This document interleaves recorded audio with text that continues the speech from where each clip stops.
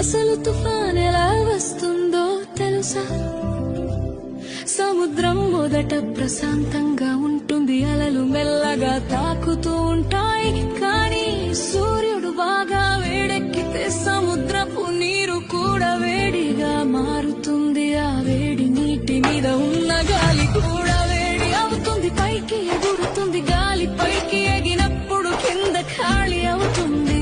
అప్పుడు చుట్టుపక్కల చల్లని గాలి ఖాళీ నింపడానికి వస్తుంది. ఇలా గాలి ఎగరడం దిగడం మొదలవుతుంది. అలా తిరుగుతూ తిరుగుతూ ఒక పెద్ద చక్రంలా మారుతుంది. మొదట్లో అది